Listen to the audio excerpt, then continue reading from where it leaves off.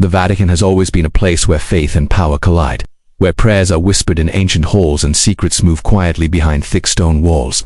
But few people realize that the true heart of the Vatican's power has always been about more than faith alone. For centuries, rivers of money have flowed into Rome, meant for helping the poor, building churches, sending missionaries to distant lands, and keeping the worldwide mission of the Church alive. But wherever there is money, there is also temptation, ambition, and the slow, creeping shadow of corruption. The Vatican's financial history is a story of both generosity and scandal, hope and heartbreak. It is a story with dark chapters that many wished could be erased. Everyone remembers the collapse of Banco Ambrosiano in the 1980s, when the Vatican's own bank was at the center of a global financial disaster and the bank's president, Roberto Calvi, known as God's banker, was found hanging from Blackfriars Bridge in London, dead under mysterious circumstances. That shocking event became a symbol of just how tangled the Church had become with global finance, and it haunted the Vatican for decades. But the scandals didn't stop there. Again and again, rumors swirled about money laundering, hidden accounts, and secret deals with politicians and even criminals. Each time, the world would watch in horror and disappointment as more was revealed. The trust of the faithful, who gave their offerings in hope and sacrifice, began to erode. The Vatican tried to fight back.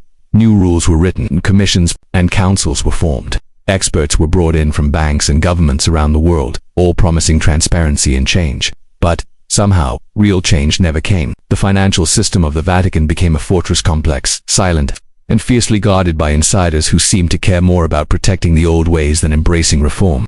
Secrecy, not sunlight, was the true currency of power in Rome. All this troubled history is the backdrop for the crisis facing the Church today, a crisis that threatened not just the Vatican's reputation but its very soul.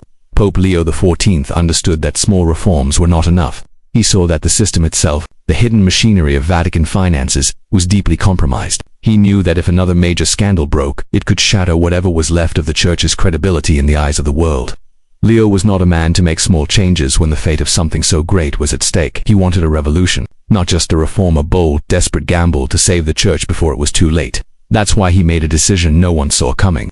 In a move that would stun the world, he decided to give one man, and one man only, complete and total control over all Vatican finances. It was a risk unlike any before in Vatican history, because it concentrated so much power in a single person's hands. But for Leo, it was the only way forward. He needed someone he could trust, someone honest, incorruptible, and outside the usual circles of Vatican power. That someone was Cardinal Luis Antonio Tagle. On a quiet July night, in the small lamplit study of the Apostolic Palace, Pope Leo summoned Cardinal Tagle. The Pope looked tired, his face shadowed by worry, burdened by secrets that had become too heavy to carry alone. Leo did not waste time on small talk. He spoke with brutal honesty. He told Tagle the truth. The Vatican's finances were in worse shape than anyone on the outside knew. Corruption, he said, was spreading like a disease. He handed Tagle a sealed document, a motu proprio, an official papal order granting Tagle absolute authority over every part of Vatican finances. The Vatican Bank, known as the Istituto per l'Opera di Religione, or IOR, was now under command. So was a PSA, the Vatican's powerful property and investment office, along with every financial department and secret account. The Pope's order was simple and clear. Cleanse it. Do whatever it takes. You answer only to me. Tagle, a man known for his humility, compassion, and devotion to the poor, was stunned. He was an outsider, not a Vatican power broker. Maybe that was exactly why Leo chose him. Leo was betting everything that one honest man could do what committees, consultants, and commissions had all failed to do: root out corruption and make the Church's finances clean again. Tagle accepted the mission, knowing it would make him the most powerful person in the Vatican after the Pope and also the most targeted. The revolution would begin in silence, with almost no one knowing what was coming. Tagle's first move was secrecy. He quietly formed a small, trusted team: a retired Swiss financial investigator, a young canon lawyer, and a former Vatican security officer.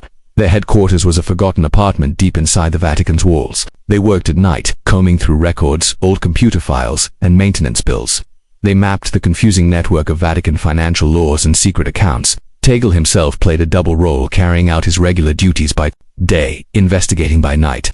It was a lonely, stressful fight, but his resolve was unbreakable. The first breakthrough came in the most unlikely place: the maintenance bills for Vatican-owned properties. The Swiss investigator, trained to see patterns others missed, noticed strange, massive payments for buildings that were supposed to be empty. The numbers simply did not make sense. Tagle ordered the team to follow the money trail, believing that a single loose thread could unravel the whole tapestry of corruption. What they found was staggering. There was a massive slush fund, hidden in plain sight, disguised as property maintenance expenses. Millions of euros were siphoned off each year through fake construction companies and shell corporations that led, in the end, to private accounts at the Vatican Bank and secret havens offshore. The people involved were not small-time crooks, they were powerful men, including a respected Monsignor and a senior lay official who had been trusted for decades. The evidence was overwhelming. Emails, bank transfers, receipts, and even secret messages. Tagle and his team realized this was no isolated case but part of a much larger network of theft and deception. The money was not just missing, it was stolen, and it was being used for things that had nothing to do with the church's mission. Tagle felt both anger and sorrow. This was a betrayal, not just of the Pope, but of millions of faithful people who had given their offerings in good faith. He knew the fight would only get harder from here. The old guard would not give up without a fight.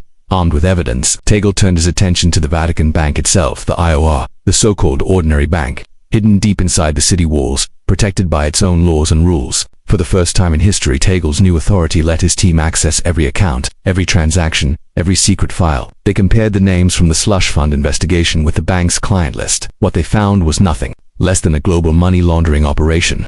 Dozens of accounts were under false names, used to move money for criminals, politicians, and even arms dealers. The Vatican's sovereignty, its independence from outside law, had been used to protect people and money that should never have been allowed inside. The bank even ran unofficial accounts to pay bribes and fund secret operations. The deeper Tagle looked, the more he felt a heavy sickness.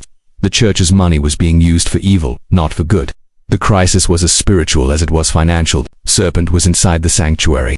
Tagle knew he had to act quickly and decisively. There was no going back. But as Tagle's team dug deeper, the old guard began to realize something was happening. A campaign of intimidation started almost at once. The Swiss investigator's car tires were slashed. The Canon lawyer received anonymous phone calls warning him to stop. A Vatican server containing records was wiped clean, but the team had made backups just in time.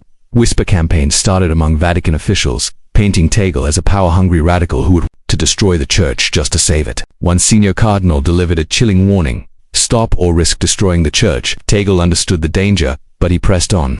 The battle for the church's soul had become a war in the shadows.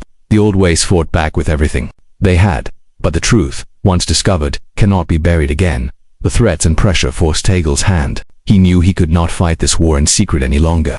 He met with Pope Leo and laid out all the evidence: the stolen millions, the secret accounts, the proof of corruption.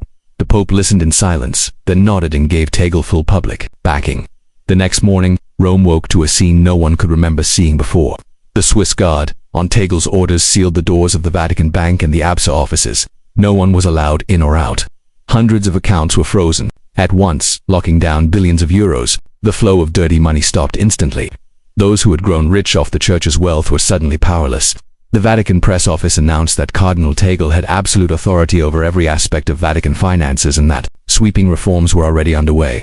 The news exploded around the world. Some called Tagle a hero, the man who had finally confronted the monster of corruption that had haunted the Vatican for generations. Others, especially those who had benefited from the old ways, called him a dictator. They warned that such absolute power was dangerous and that the cure might be worse than the disease. The Vatican was divided. Reformers cheered Tagle's boldness. The old guard whispered that they would wait for their chance to strike back.